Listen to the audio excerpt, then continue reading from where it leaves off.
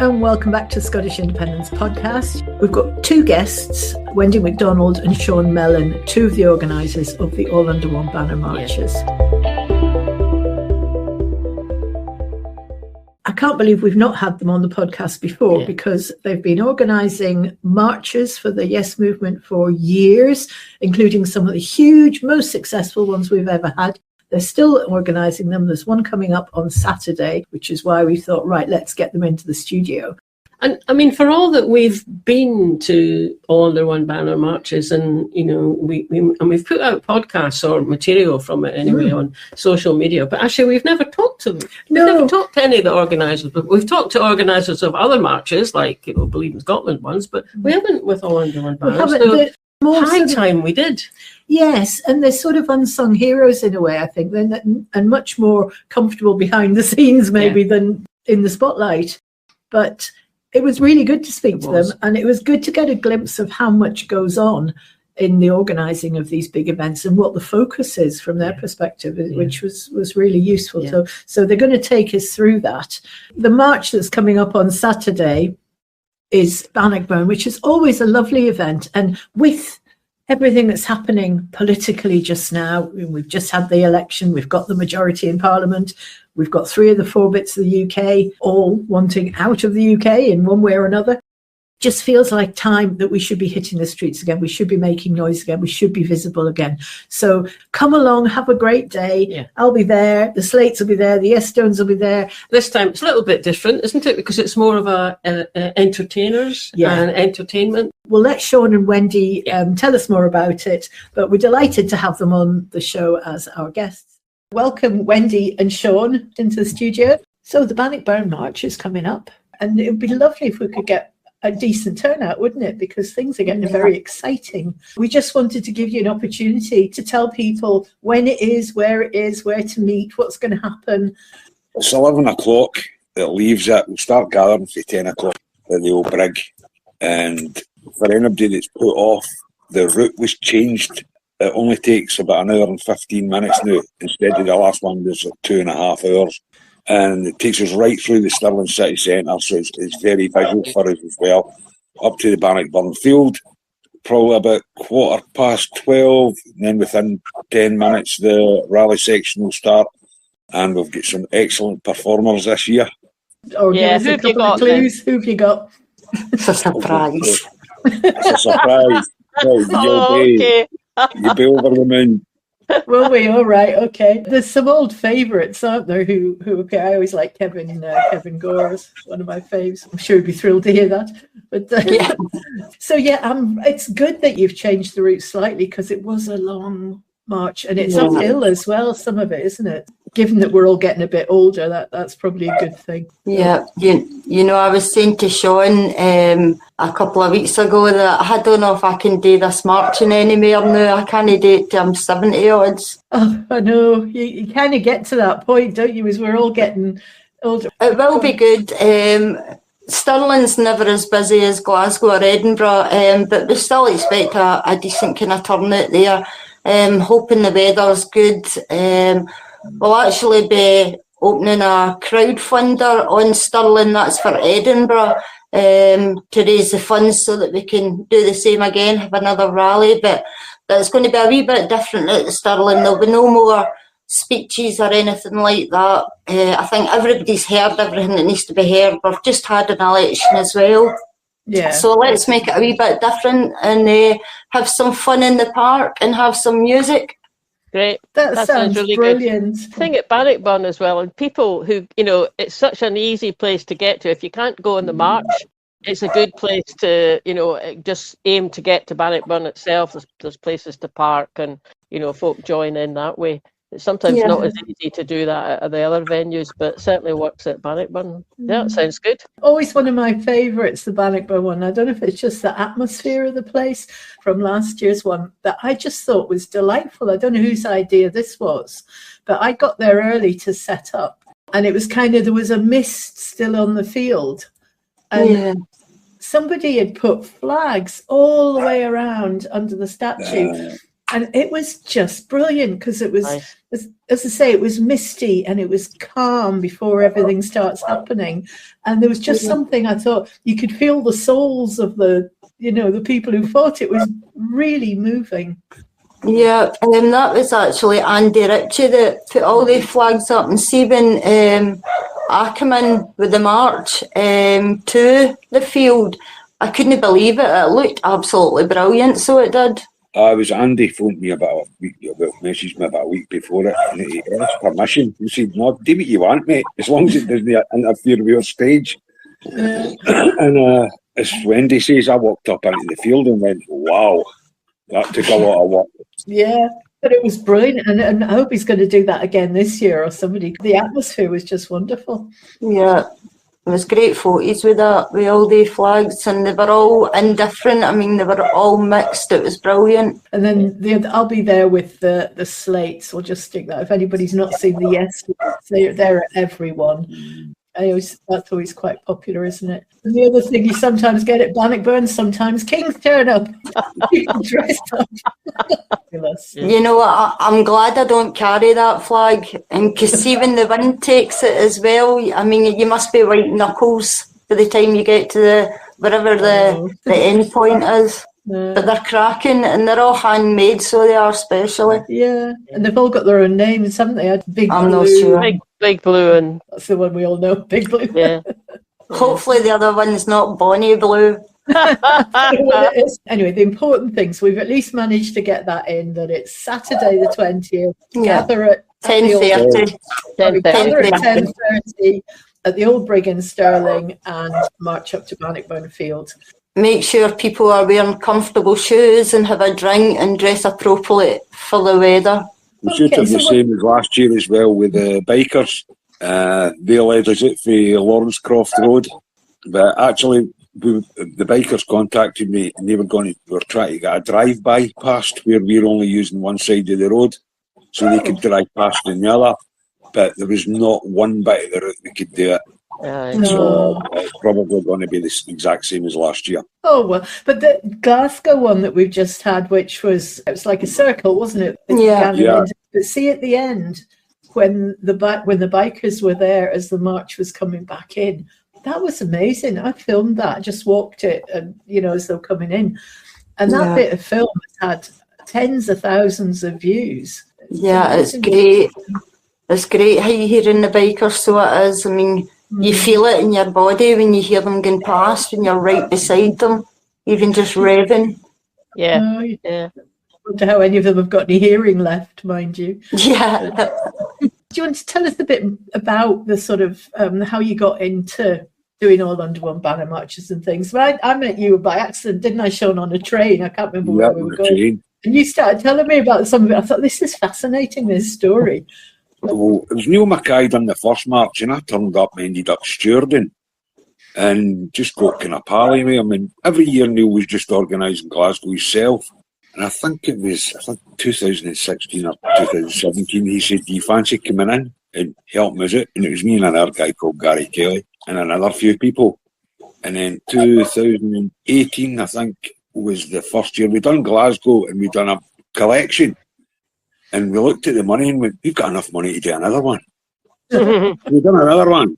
And then we done another one. And then we done another, I think it was 8 in total that year. Oh, and then the following year, 2019, we'd done, I think it was 8 that year as well. And that was the over 200,000 in Edinburgh, which was amazing. It was. Then 2020, the Brexit one in Glasgow, that was our attendance at 80,000.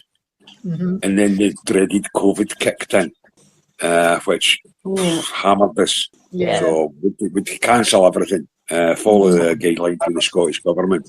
And since then, the numbers have never really picked back up to what they were pre-COVID. It kind of put the kibosh on a lot of things, didn't it? There was, in fact, it kind of halted our momentum as a movement, really, in a lot of ways, didn't it? Yeah, it did. And I mean, it was interesting you got going 2018, 19, you were saying, because that was when Westminster was paralysed from about, the Brexit referendum onwards for what, 3 years until they came up with, you know, some sort of solution for it, which wasn't a very good one from our point of view. And but it's just interesting, isn't it? Because there was Westminster stymied, didn't know what they were going to do with this result that they didn't think was going to happen, and at the same time up in Scotland, those marches really took off, and it is just a bit. I mean, COVID was tragic for all sorts of reasons, wasn't it? But and you know, the main one wasn't to do with marches, but it is a shame that, because it did, as you say, it did kind of, you know, stop that momentum. I mean, I guess we just have to get it going again. I mean, not necessarily marches. I mean, it can be other things. Yeah, and that's interesting that you've made a shift then from speeches, because as you say, what's left to say? They were just saying the same thing over and over again. Really, at this stage, what we need is response rather than just was that. You know, so if you're going for, I'm guessing, sort of music and performances, that's much more into leaning into that kind of cultural thing, which is really important, isn't it? That's such a big part of other independence movements around the world. Helps also to create some unity as well. Yes, yeah. Or maybe we don't fall out quite so much if we're all dancing as opposed to points.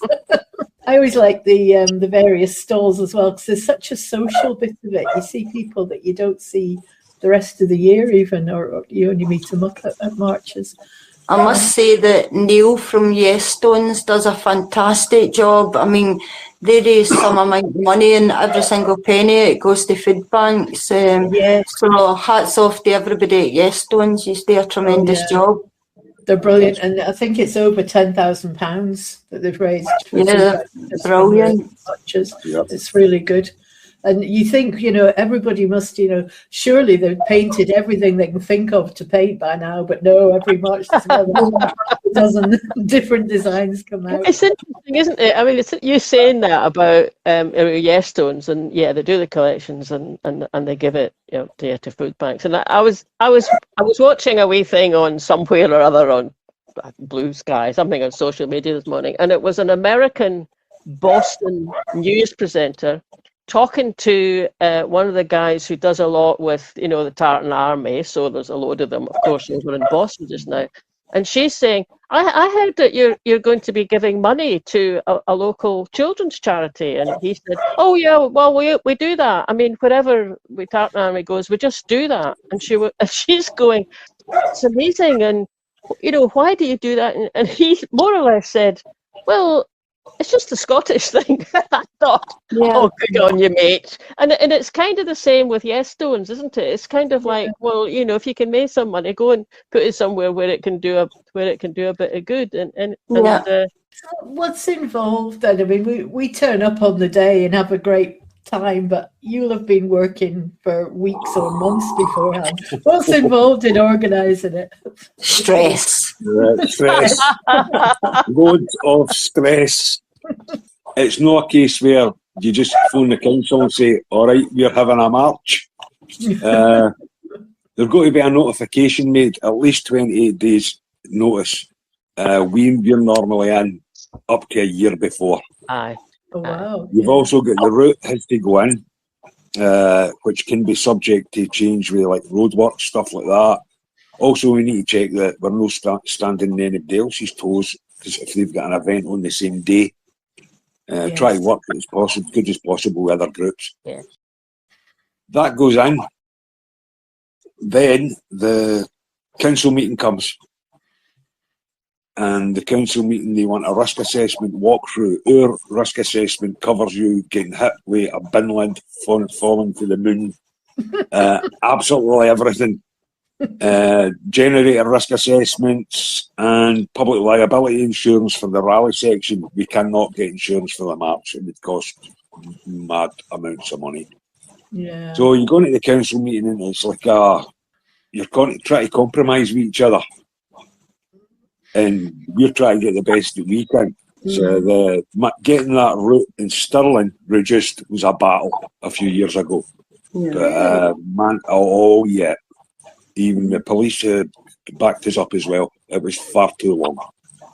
Yeah. So that part is done. And then, for some reason, you've got to the email to show the police in the day, right? They hold off sending it to you to the day before or the actual date. I've had it on the day.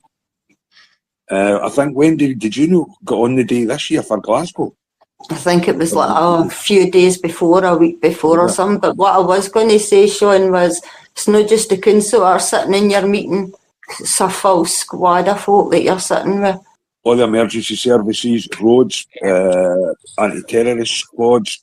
Different departments and councils. I couldn't even ring them off. Normally a meeting will consist of at least 15 to 20 people and you're on there yourself. Yeah. Wow. We get team-handed now. Yeah.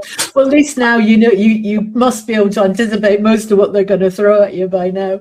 Yeah. You've been in and out of those meetings, right, for years now. So you must know what they're going to be like. But I mean, presumably you might get someone sitting there representing, I don't know, the police or the fire brigade, and they're not particularly keen on Scottish independence, but they're there in a professional capacity, aren't they? But is that always kind of clear cut, or is it maybe less clear cut with the councillors? Or can't really say too much because remember we'll be having these meetings next year with the councils.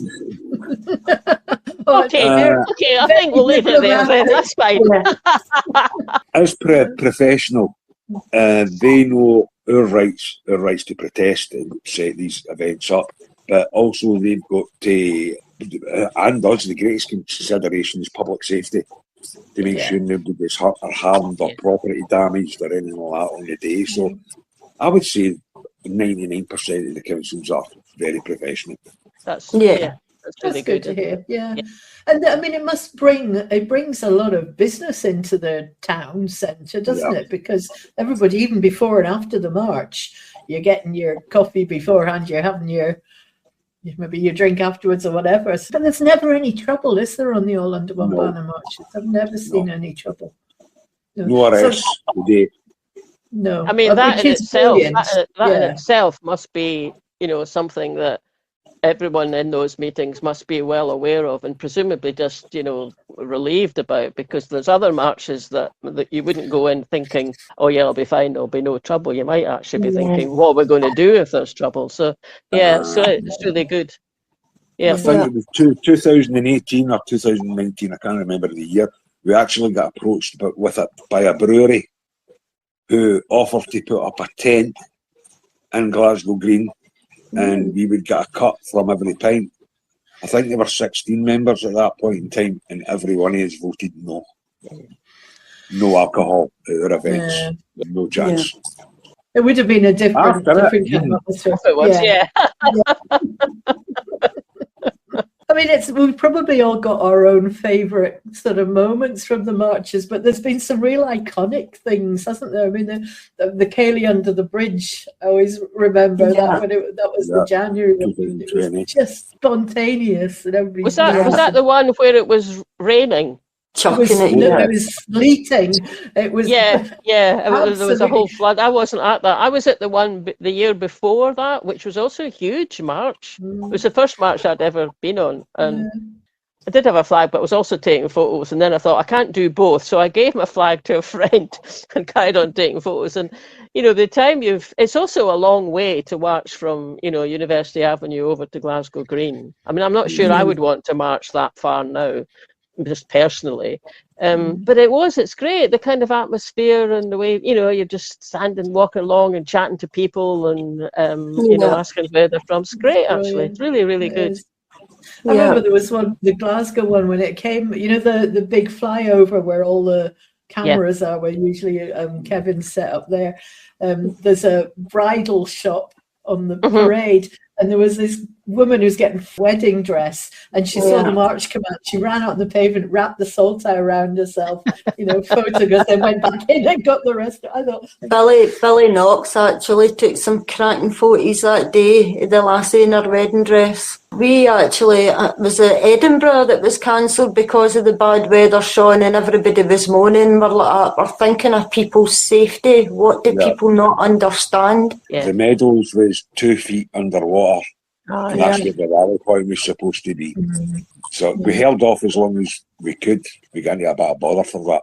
but we actually waited to the morning to see if there was a change in the weather. But we just spoke to each other about 7 in the morning and like, just like, right, hit it in the head. No chance we're going to wait with this. What's your favourite ones? What's your favourite moments from the marches? Mine, 2019, walking up the Royal Mile and turning around at the top and looking down the hill. And the number was unbelievable. And we got to the meadows. I think the march got in about 1 o'clock, and the back of the march got in at 4:45.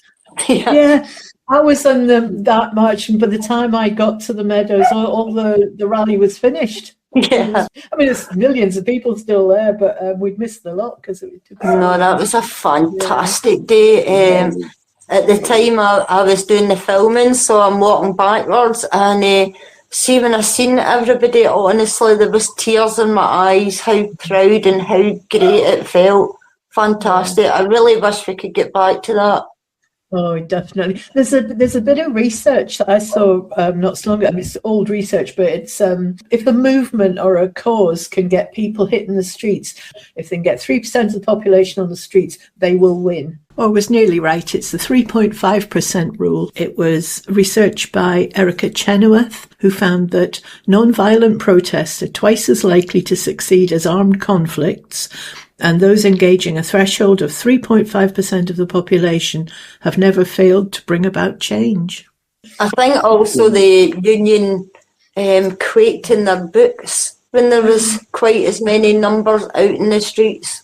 There's an image, it must have been drone footage, of the Blue River just coming down the street, and it was filled the entire street as far as the eye could see. You could see it from space. But that definitely, I mean, the size of that must have given them an absolute wake-up call. And it was like everybody that you knew was going, it was just like everybody decided they were going to do it. I think one of the other things I really liked, it was one of the Glasgow ones where you had the march was led off by, the Dolly drummers, is that how you pronounce it? Yeah, and I thought that's fabulous because it had that sort of multicultural, festival kind of feel about it as well. So I thought it was great that was a really good touch, I thought, having them. Of course, they're wearing kilts, well enjoying it, but that was really good. I've just done the calculation, and 3% of 5 million is 150,000. Right. It's just interesting, isn't it? Because, that was, well, as we were saying earlier, there was a point for a few years when we were certainly approaching that. It just seems to be an observation that, people have noticed in various countries. And I've seen a lot of, people in the States just now who are campaigning against Donald Trump. And, they're just trying to get, every time they have an activist Saturday or something, they're trying to get up to that 3% of their population, which is a hell of a lot more, of course, out on the street. So, it's something about it that seems to tip over and make a difference. So, I mean, 150,000 is doable, but you would have said a few years back, but maybe, do you think it maybe, we need to kind of have a think about other ways of getting people out or other ways of getting people engaged? I think people are just scunnered at the moment, to be honest with you. I'll give you a wee example. It was a lassie, this was a few years ago. She hadn't been to marches and she used to go all the time in the beginning, every indie event. She stopped going. I hadn't seen her for a few years, and I think it was Bannockburn. I then spotted her again, and she's like, "Hi, Wendy," and I was like, "Hi, it was really nice to see you." And she says, "That's it, Wendy. I'm coming back out again. That's us. We're going to get our independence." So I think it's a case of folk are disheartened, fed up. I think once there's significant change, I think everybody's numbers will start increasing. And a lot of people are a lot older. I mean, I struggle to do the walking. So... Oh, well, with you there. But the thing with where we are just now politically, though, it's almost to me as if we're sort of almost on that knife edge, because we've got the majority again. We've got that Welsh majority as well. We've got the Northern Irish one. That's 3 of the 4 bits of the UK are wanting out, essentially. Yeah. And you've got, what did it take them 12 minutes for Downing Street to say no. That's not acceptable. No. It's no democratic. It isn't democratic. Even if you want to, even if you were going to vote no, it's not democratic not to get the chance. Yeah, exactly. I mean, that's a good example, isn't it? Because I mean, on the National at the moment, they've got a wee video on their website, and it's Michelle O'Neill. So the Sinn Féin Northern Ireland, Michelle O'Neill, and she's talking about the fact. I mean, it was done obviously after the election, but fairly recently, last week or so. And one of the points she makes is that she noticed that the minute there was the debate and the vote in Holyrood to take forward powers to have another election, she said, I think it took 12 minutes for Downing Street to come out and say, well, to paraphrase, no, you're not. And when she was making the point, she said, look, it doesn't, that's just not democratic. And that's just incredible to kind of see that. And then she just went on to say, it's the first time, so there's Sinn Féin, Plaid Cymru, SNP, and she was saying, look, we're three different parties. There are differences between what we want to do in our countries. There are differences, but there is also overlap, and that overlap is about getting ourselves separated from Westminster. And it was just great seeing that, actually. And it's fantastic. So it is the way Scotland, Wales and Ireland are like fighting against the machine. I think it's great. Yeah, and as well, the other side of that coin, look at the bit that's left. If we're heading towards potentially Farage as Prime Minister, it's like it's about to blow, the whole thing. Yeah.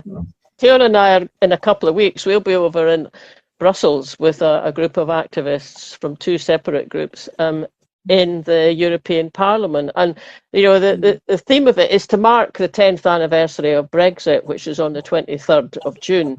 And the kind of subtitle of the event is, are we now at the point where the Celtic nations can, separate themselves off and maybe by doing that, push England back into the EU? So it's just a completely different, it's a new door that's opened up, isn't it? Because there's this sort of synchronization between us and Wales and Ireland. And it's exciting. I mean, maybe that's where we have to think about taking that further. I mean, this event that we're doing, there's a Scottish politician, there's a Welsh one, and there's someone from Sinn Féin all going along to take part in it. So brilliant. Be good. Yeah. All Under One Banner in Wales was active. Are they still on the go? No, they're still they're still going. Yeah, because I fancy going to one of their marches actually, just to show a bit of solidarity, wave the salt there. But that's good. And if you could do that maybe on the same day, then you're sort of amping up the volume a bit. But I sometimes think with marches though, it's the easiest thing for people to be able to do.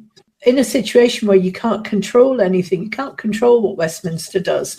And it's really hard to, especially in the bigger world context, there's so little that you can actually influence yourself. Think, well, what is one thing that you can do just because you want to? You can turn up, turn up and walk along a street. You don't have to have an argument. You don't have to have any facts and figures at your fingertips. You just need to show up.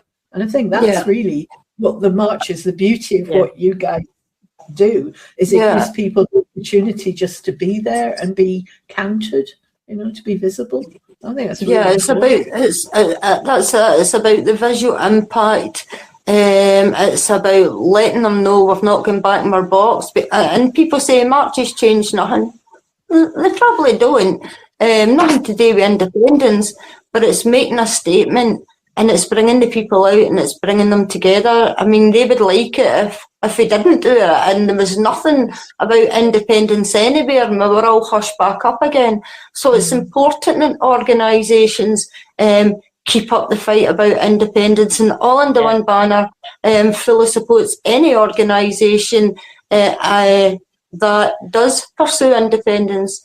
I mean, Sean even put out I think it was at Hoff, Sean done this. He had put out a statement saying that All Under One Banner, if anybody wants to do anything, give us a message, we'll help you, we'll advise you. We won't do it for you, but we'll give you the right steps and what you should do to put in place to get it done. So, I mean, we support any organisation that promotes Scottish independence, don't we, Sean? Yeah. I've been in contact with Chris. He's organising the Sail for Freedom. Oh, yes, we fancy that. Can you tell us more about that?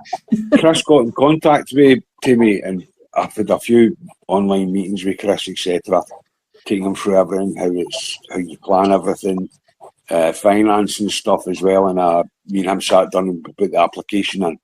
So Chris has got the application sent in, and I think one of us will be accompanying him on the meeting with the council, because allegedly we know what we're doing.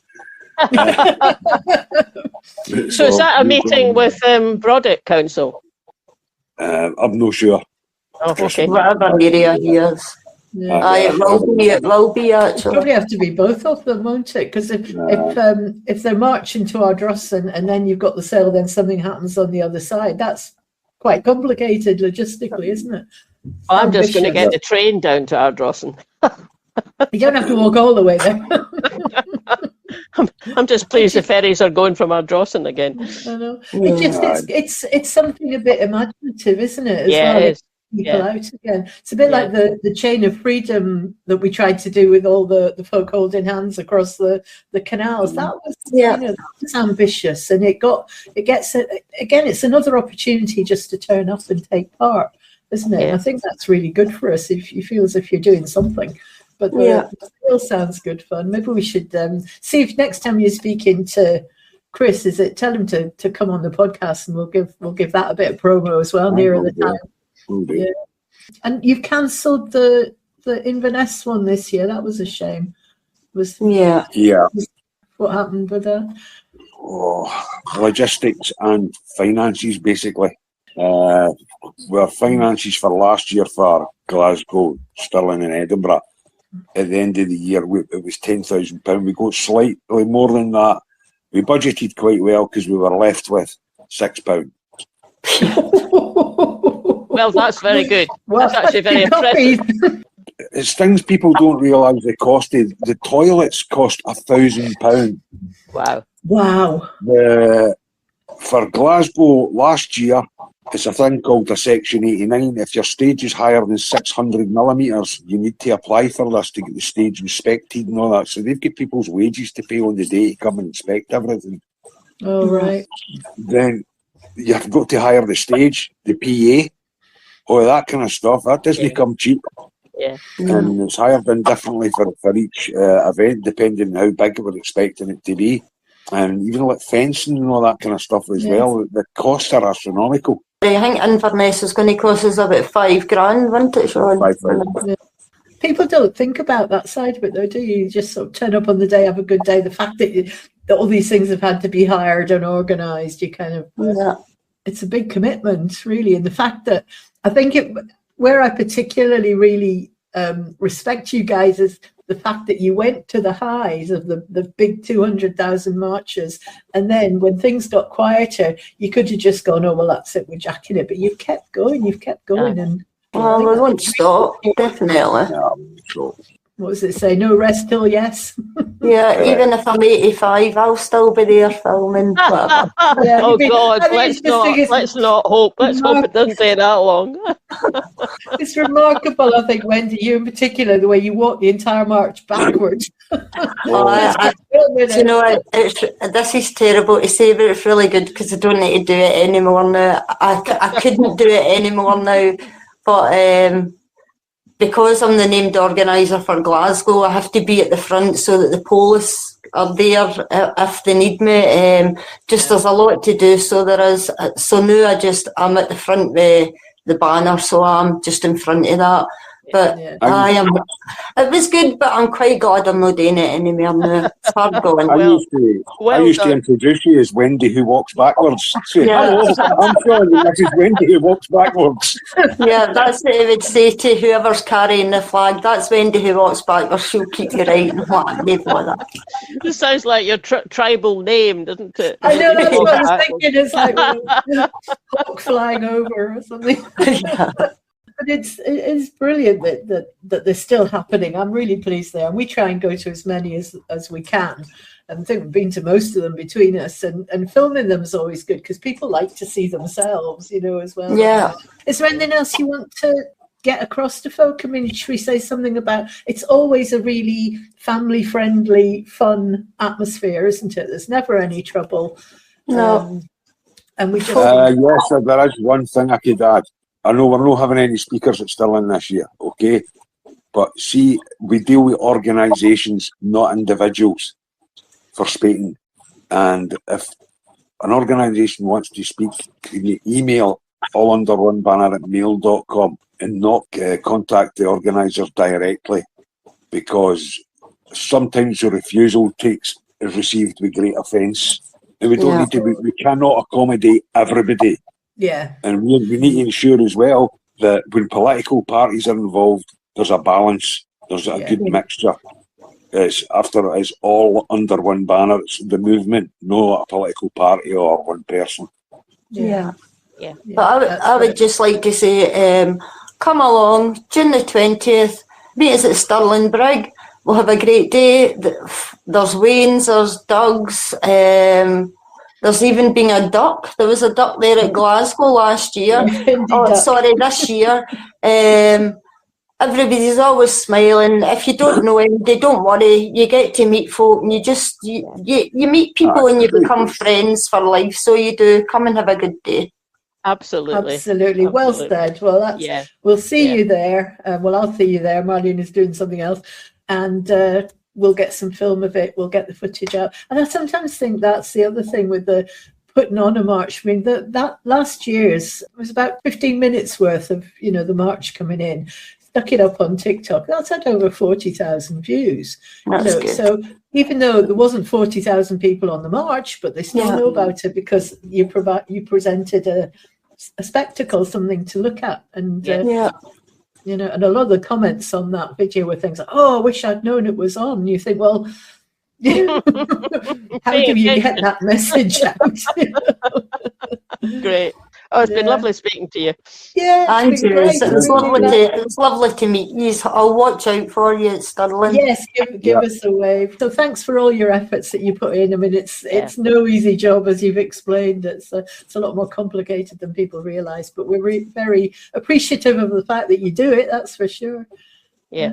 Great. So, thanks very much for having us on. You're welcome. Thank you. You're very welcome. Okay. Thanks to Wendy and Sean for joining us. I hope you found that interesting. I certainly found it fascinating just how much goes on in putting these marches together. And we're very appreciative of, as we said, that they do it and that they're still doing it after all these years, really.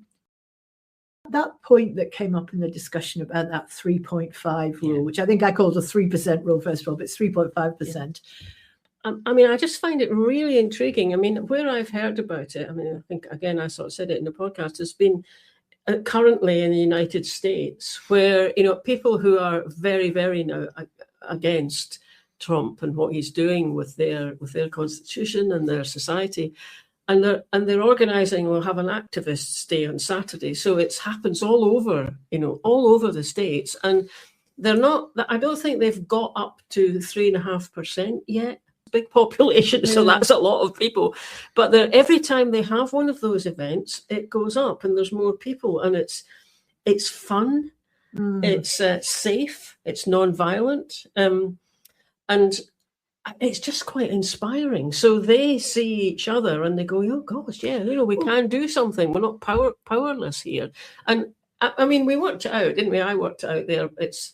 I worked it out for 3% would be 150,000. So 3.5 would be a bit more than that. I mean, it's doable.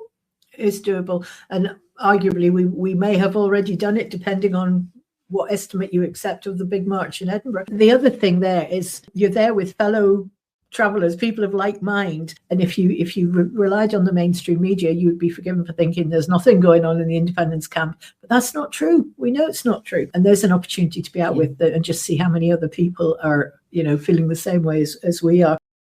I mean, the other point from the Erica Chenoweth, it was who came up with that 3.5 rule, was that point about non-violent protests are twice as likely to succeed as any kind of armed conflict. And thinking about the recent Hungarian elections, where we were seeing footage of people holding, was it lighters, as in we lights, and it just, you could see, as far as the eye could see, were people, some of the big events like that, peaceful, but it worked, they succeeded in bringing about a change of government. Exactly. And it's the kind of thing that you saw happening in the Baltic states, in the run up to them gaining their independence. Yeah. And the thing that sort of strikes me about it again is you can do that once, to have a big march, it's great and everything, but you do have to be able to keep the momentum going, and keep it going. I mean, in Albania just now, one of the Trump sons has got a scheme to take over a large part of their coast for some kind of awful kind of touristy place, except it will be cost you a lot of money to be there, and they don't, the Albanians, ordinary Albanians are out every day in Tirana. I think Tirana is their capital, outside, marching past their president's or prime minister's house and saying, look, we don't want this. And you do it once, and then you do it again, and you go back the next night, and you finish your work, and you go and you join it again. I mean, that takes stamina. It takes persistence, but it also takes, you have to care about the issue you're out there for, and as we said in the discussion, for a march, all you have to do is turn up. That's all you have to do. I think as well that we're recording this the weekend of, there's been various horrific rioting, let's call it racist rioting in Belfast, sadly also in Glasgow. That is not peaceful protest. Burning people out of their houses and racially abusing people is not peaceful protest. And that is not, the difference between that and these big mass movements that we're talking about is obvious, and peaceful protest is more likely to succeed. Yes, and I saw that, there was a bit of polling going on that went Makerfield, and, they asked people, if one of the candidates posts some pretty awful stuff, or whether it's insults or whatever, and you found out, you saw that, does that make you more inclined to listen to them, or less inclined to listen to them, or vote for them? And the answer was coming back, well, some people said that wouldn't matter, it wouldn't change who they're going to vote for, but a lot of people saying, if I saw that would give me pause. If I'd been thinking about voting for them, I'd don't know about that. And it's the same sort of thing, isn't it? It's a kind of non-violent speech as well as action. It's what would you be proud to associate yourself with? What are you willing to stand up with? And getting back to the All Under One banner marches, they've never had a single arrest in all the years they've been doing them. There is no trouble. In fact, the only people shouting it all is a very, very small group of angry people dressed in Union jackets with jackets on. Who actually haven't been around the last few marches, so perhaps they've given up and gone home. But anyway, so it's a lovely family day out. Bring your kids, bring your dogs, bring your granny. Or if you are a granny, bring your grandkids. And we'll see you there. Bye then. Bye. Thanks for listening, everybody. Hope you enjoyed that. Don't forget to subscribe to us wherever you get your podcasts. And if you're listening on YouTube, you can click the little bell and you get a reminder whenever we put out a new episode, which is every Friday. And sign up for our mailing list. You can do that from the website. And we always send one out at the beginning of each month to tell you what's happening. Last but not least, you can buy us a coffee on coffee.com. And we'll catch you later. Bye now.